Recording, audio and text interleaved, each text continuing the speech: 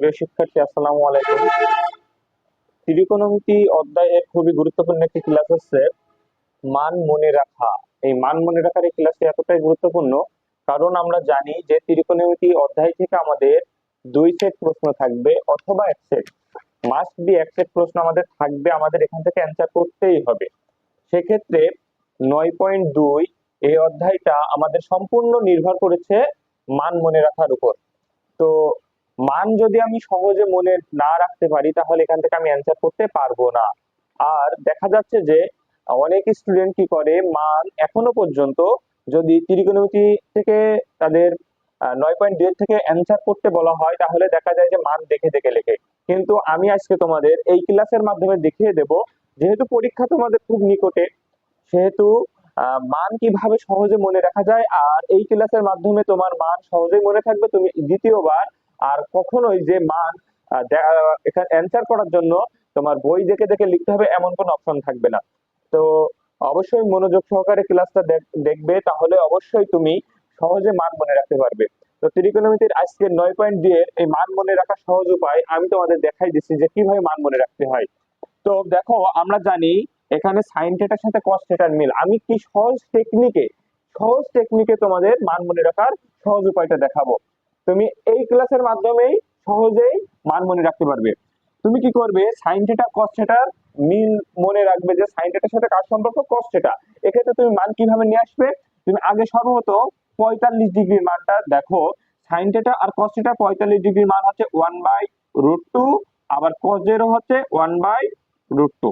দেখো মুখস্থ হয়ে গেছে যে সাইন থিটা কস থিটার 45 ডিগ্রির মান কত, 1/√2, আবার কজেরও 45 ডিগ্রি মান 1/√2। এখন আমি সাইনের 30 ডিগ্রি, যখন সাইনের 30 বলবো তখন কজের হয়ে যাবে 60, তাহলে সাইনের 30 ডিগ্রি মান হচ্ছে হাফ। তাহলে কজের কত ডিগ্রি মান হাফ বলবো, তখন তুমি সাথে সাথে বলবা, এর বলেছি যখন 30 তাহলে কজের হয়ে যাবে 60, কারণ সাইনের সাথে কার সম্পর্ক, কজের।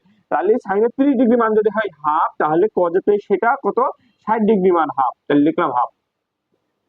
এরপর সাইনের আছে কত, 60 ডিগ্রি, সাইনের 60 ডিগ্রি মান হচ্ছে √3/2, কত, √3/2। তাহলে আমি বলেছি যখন এর 30 হবে তখন কজের হবে 60, আর সাইনের যখন 60 হবে কজের তখন 30। তাহলে এখন আমার এই ঘরে আমি কি বসাবো, এটা হচ্ছে 30, অর্থাৎ কজের 30 ডিগ্রি মান হবে কত, যেহেতু 60 ডিগ্রি মান হচ্ছে √3/2, তাহলে 30 ডিগ্রি মান হবে √3/2। আমরা আগে এই 3 ঘরটা আগে মুখস্থ করে নেব সহজ টেকনিকে। তারপর দেখো এবার tan এর সাথে কার মিল, cot। তাহলে tan এর সাথে যদি cot এর মিল হয় তাহলে tan এর 45 ডিগ্রি মান কত, cot এর 45 ডিগ্রি মান কত, এটা আগে দেখবো। tan এর 45 ডিগ্রি মান 1, cot এর 45 ডিগ্রি মান 1। এবার আমি বলেছি যে tan এর যখন 30, cot এর তখন 60, তাহলে tan এর 30 ডিগ্রি মান কত, tan এর 30 ডিগ্রি মান হচ্ছে 1/√3। তখন তুমি তাহলে cot এর কত বলবা, সাথে সাথে তুমি এইভাবেই মনে রাখবা যে cot এর তাহলে 60 ডিগ্রি মান 1/√3, তাহলে এই চলে যাবো cot এর যে 60 ডিগ্রি মান 1/√3। এবার তোমার রয়েছে কত, 60 ডিগ্রি মান, তাহলে tan এর 60 ডিগ্রি মান কত, tan এর 60 ডিগ্রি মান হচ্ছে শুধু √3। তাহলে এবার cot এর কত, cot এর সেটা 30 ডিগ্রি মান √3। দেখো সহজ কি টেকনিক, সহজে কিভাবে মনে রাখা যায়, তুমি একটার সাথে আরেকটা তুলনা করে এভাবে মুখস্থ করবা। এরপর সেকের সাথে কোসেক, তাহলে আমি বলেছি কি আগে 30, 45 আর 60 আমরা মনে রাখবো, এটা বেশি গুরুত্বপূর্ণ, যার কারণে আমরা এটা আগে মুখস্থ করবো এবং সহজ হয়ে যাবে। দেখো সেকের আছে কত, তাহলে এর 45, তাহলে এর 45 এর মান হচ্ছে √2, কোসেকের 45 এর মান হচ্ছে √2, তাহলে সেকের সাথে কার সম্পর্ক, কোসেকের, তাহলে √2 গেল। এবার এর বলবো 30, তাহলে সেকের 30 ডিগ্রি মান কত, 2/√3, কত, 2/√3। তাহলে কোসেকের সেটা কোন ঘরে যাবে, সেটা 60 এর ঘরে যাবে, তাহলে কোসেকের 60 ডিগ্রি মান হবে সেটা 2/√3।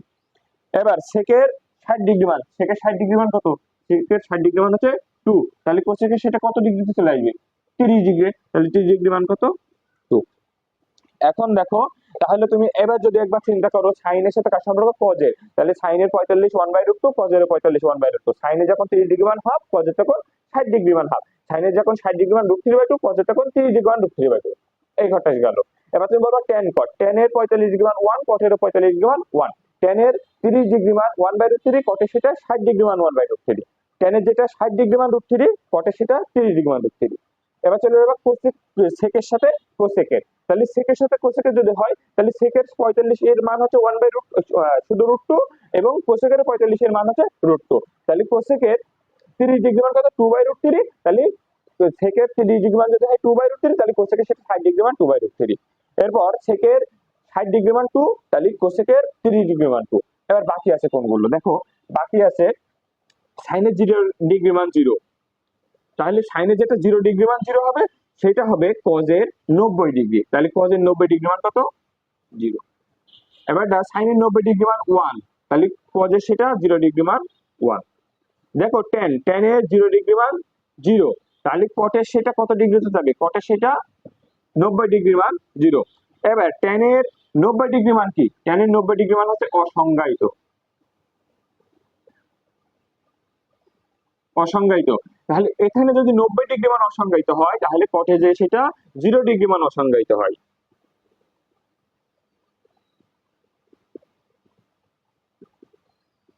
এরপর সেকের 0 ডিগ্রি মান কত? 1, তাহলে কোসেকের সেটা কত ডিগ্রি মান 1 হবে? সেটা 90 ডিগ্রি মান 1 হবে। এবার সেকের 90 ডিগ্রি মান হচ্ছে অসংজ্ঞায়িত, তাহলে কোসেকের সেটা 0 ডিগ্রি মান অসংজ্ঞায়িত।